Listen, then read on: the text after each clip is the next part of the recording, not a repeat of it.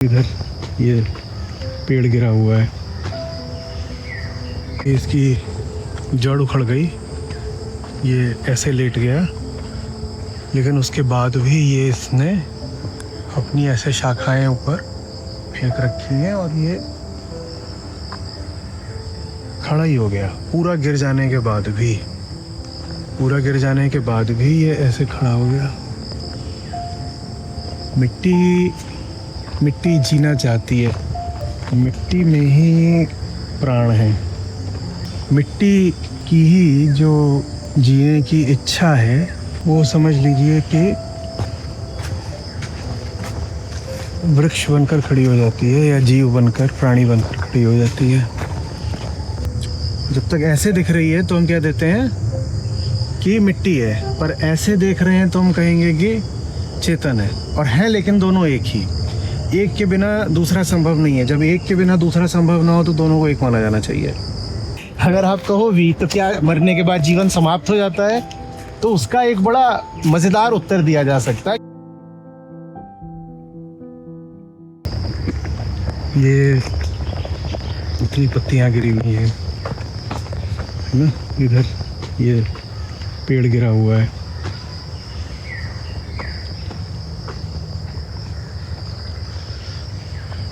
यही पेड़ जो है ये भी जा रहा है मिट्टी में।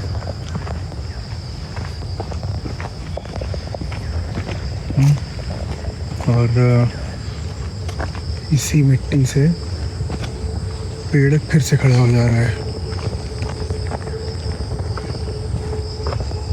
इसको देखिए, इसकी जड़ उखड़ गई, ये ऐसे लेट गया, लेकिन उसके बाद भी ये इसने अपनी ऐसे शाखाएं ऊपर फेंक रखी हैं और ये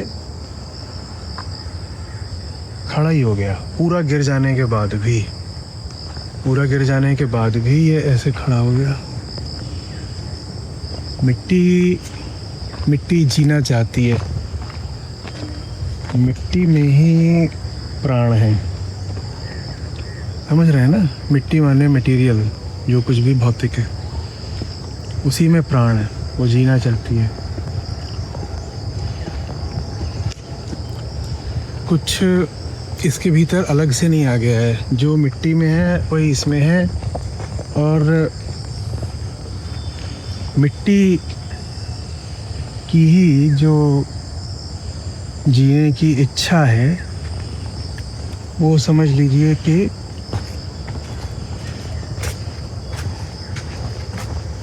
वृक्ष बनकर खड़ी हो जाती है या जीव बनकर, प्राणी बनकर खड़ी हो जाती है। तो जब हम कहते हैं ना नेचर माने बस वही नहीं है जो दिख रहा है। नेचर माने वो भी है, प्रकृति माने वो भी है जो उसको देख रहा है। तो उसको देखने वाला और वो जो दिखाई दे रहा है, वो दोनों एक दूसरे से अलग हैं ही नहीं। वो और ये एक हैं, और मिट्टी के भीतर भी ये जिसको हम चेतन बोलते हैं और वो जो जिसको हम जड़ बोलते हैं, वो एक दूसरे में समाये हुए हैं। तो जब तक हमें ऐसे दिखाई देती है कि ये मिट्टी है तो हम उसको बोल देते हैं कि जड़ है, और जब हमें ऐसे दिखाई देती है कि वृक्ष है या जीव है तो हम क्या देते हैं कि चेतन है। जब तक ऐसे दिख रही है तो हम क्या देते हैं कि मिट्टी है, पर ऐसे देख रहे हैं तो हम कहेंगे कि चेतन है। और है लेकिन दोनों एक ही, एक के बिना दूसरा संभव नहीं है। जब एक के बिना दूसरा संभव ना हो तो दोनों को एक माना जाना चाहिए। तो जैसे मिट्टी और पेड़ अविभाज्य हैं, अनन्य हैं, इनसेपरेबल हैं, इनडिस्टिंक्ट है, वैसे ही the seer and the seen, दृश्य और दृष्टा भी अविभाज्य है, इनसेपरेबल है, इनको अलग नहीं करा जा सकता। ये एक हैं दोनों। तो फिर अहंकार क्या है?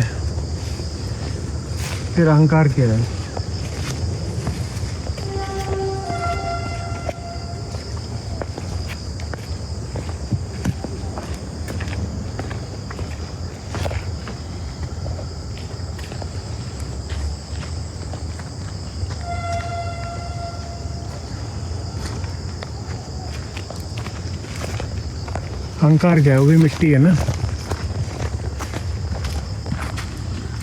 है ना। और अहंकार और मिट्टी बिल्कुल अलग अलग चीज़ें नहीं हैं।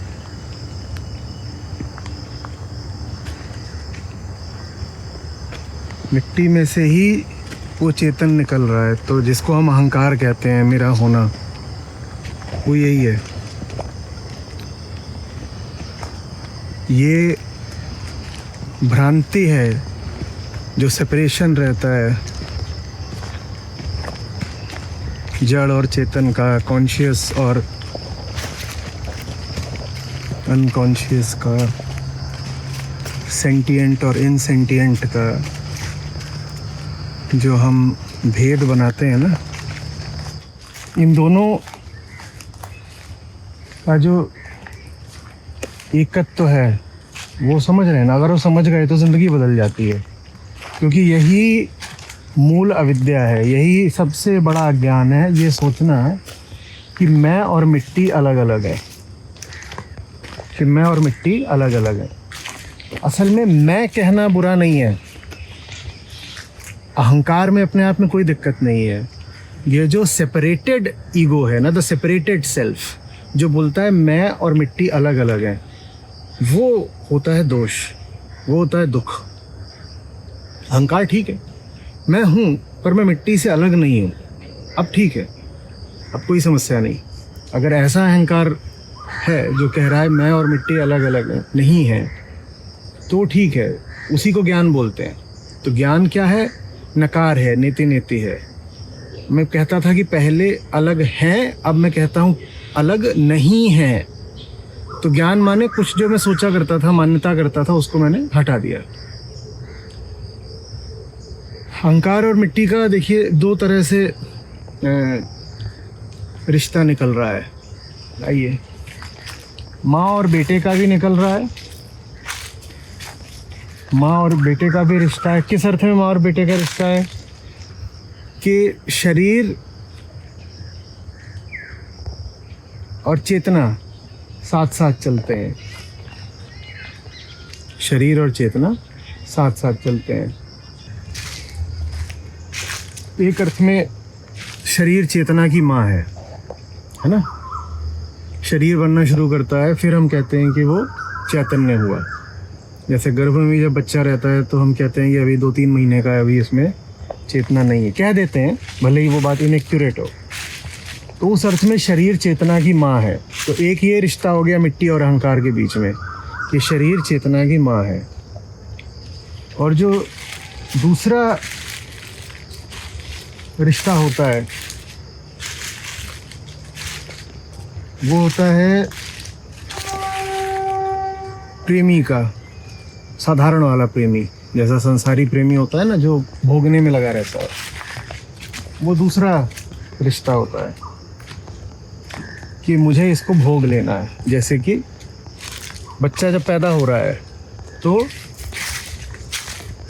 शरीर उसकी माँ है ना। बच्चा जब पैदा हो रहा है तो अहंकार की माँ है शरीर। पहले शरीर आता है, फिर अहंकार आता है। लेकिन यही बच्चा जब थोड़ा बड़ा हो जाता है तो इसका अहंकार कहता है मुझे अन्य शरीरों को भोगना है।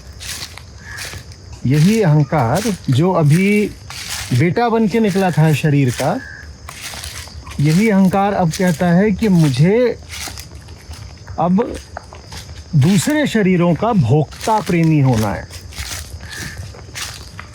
तो शुरुआत होती है कि मैं बच्चा हूँ प्रकृति का। प्रकृति मान अभी में जो शरीर है, जड़ पदार्थ है उसका। तो शुरुआत इससे होती है कि मैं बच्चा हूँ प्रकृति का। और तो शरीर आया, मान लीजिए गर्भ में शरीर आया, तो अब शरीर माँ है और अहंकार उसका बच्चा है। शरीर माँ है, अहंकार उसका बच्चा है। शरीर पहले आया, अहंकार से हम कहते हैं बाद में आया। अब यही जब थोड़ा बड़ा हो जाएगा 20 साल बाद, तो यही अहंकार कहेगा कि मुझे शरीर को भोगना है।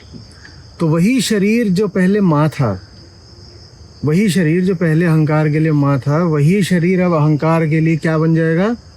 प्रेमी या प्रेमिका, ऐसी प्रेमिका जिसको वो भोगना चाहता है। तो ये दो तरह के रिश्ते होते हैं, और ये दोनों ही जो रिश्ते होते हैं ये अज्ञान के रिश्ते हैं, क्योंकि दोनों में ही इनके सही रिश्ते को समझा नहीं जा रहा। इनका सही रिश्ता ये है कि ये दोनों एक हैं। जब अहंकार कहता है कि मैं शरीर रूपी माँ का बेटा हूँ, तो भी वो गलत समझ रहा है। तुम बेटे नहीं हो। द्वैत में, डुअलिटी में कोई किसी का बेटा नहीं होता। बेटा होने का तो मतलब ये होता है कि एक पहले आया एक बाद में, बाप पहले आया बेटा बाद में आया। डुअलिटी के दोनों छोर एक साथ आते हैं तो कोई बेटा वगैरह नहीं हो सकता। कॉजैलिटी नहीं है, डुअलिटी कॉजैलिटी नहीं होती ना। कॉजैलिटी में हमेशा टाइम होता है, एक पहले आता है एक बाद में आता है। डुअलिटी में दोनों एक साथ आते हैं, और एक का होना ठीक उसी समय दूसरे के होने पर आश्रित है। तो जो पहली भ्रांति होती है वो ये है कि शरीर अहंकार की माँ है, ये भी गलत ही है रिश्ता। और जो दूसरा अज्ञान होता है वो ये होता है कि अहंकार शरीर का भोक्ता है। तो माँ से जो रिश्ता है अहंकार का वो भी गलत है, और प्रेमिका से जो उसका रिश्ता है वो भी गलत है, क्योंकि दोनों में ही एक सेपरेशन प्रिज्यूम किया जा रहा है। दोनों में ही माना जा रहा है कि हैं तो हम अलग अलग, हैं तो हम अलग अलग। माँ पहले आई फिर मैं आया तो हम दोनों अलग अलग हैं, और वो मेरी प्रेमिका है वो मुझसे अलग है, तभी तो मैं उसको भोगूंगा तो मुझे कुछ पूर्णता मिलेगी, है ना। वो एक अलग चीज़ है, मैं उसको भोगूंगा तो मुझे कुछ पूर्णता मिल जाएगी। तो ये दोनों ही गलत रिश्ते हैं। तो सही रिश्ता क्या है? सही रिश्ता ये है कि देख लिया जाए कि मिट्टी और चेतना एक हैं, कि शरीर और अहंकार एक हैं, अलग अलग हैं ही नहीं। और शरीर और अहंकार को एक देखने का अर्थ होता है कि अब मैं अहंकार बन के नहीं देख रहा, मैं शरीर और अहंकार दोनों को देख रहा हूँ, तो मैं अहंकार का भी दृष्टा हो गया।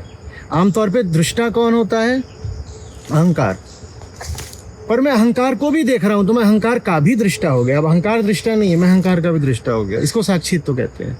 साक्षित्व का मतलब होता है मैं वो दृष्टा नहीं हूँ जो दृश्य देख रहा है, मैं वो दृष्टा हूँ जो दृश्य और दृष्टा को एक साथ देख रहा है। ऐसे दृष्टा को साक्षी कहते हैं। तो वो हम हैं, वो हमारा स्वभाव है। स्वभाव है सिर्फ उसको नहीं देखना, उसको देखने वाले को भी साथ में उसको देख लेना। और अगर हम स्वभाव में नहीं जिएंगे तो भारी समस्या आती है जिसका नाम दुख है। क्या समस्या आती है? समस्या ये आती है कि हम इन दोनों को अलग समझते रहेंगे, लगातार अलग समझते रहेंगे। हमको लगेगा कि शरीर से भिन्न कोई चीज़ है अहंकार, और उसी अज्ञान का ज़बरदस्त रूप इस लोक धार्मिक भ्रांति में देखने को मिलता है कि शरीर से हटकर कोई जीवात्मा जैसी चीज़ है। ये फिलोसॉफिकल एरर है, ये न समझने का परिणाम है कि शरीर अलग है, जीवात्मा अलग है। फिर बाबा जी लोग बातें करते हैं डिसएम्बॉडीड बीइंग्स और इस तरह की जो बातें करते हैं।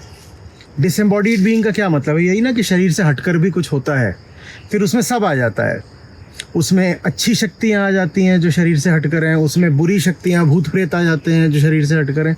और ये सारी बातें एक फिलोसॉफिकल मिसअंडरस्टैंडिंग का या मिसइंटरप्रिटेशन का या इग्नोरेंस का, अज्ञान का नतीजा है। आप समझ ही नहीं रहे हो, आप जड़ और चेतन का संबंध ही नहीं समझ पाए। आप समझ ही नहीं पाए कि चेतन और जड़ जहाँ भी होंगे इकट्ठे एक साथ होंगे, और अगर दोनों एक साथ होंगे तो दृश्य और दृष्टा भी एक है। और ये समझते ही आप इस भ्रम से आज़ाद हो जाते हो कि ये जो दृश्यमान प्रकृति है इसको भोग कर मुझे किसी भी तरह की संतुष्टि मिल सकती है, क्योंकि वो जो है वो आप ही हो, वो और आप एक हो।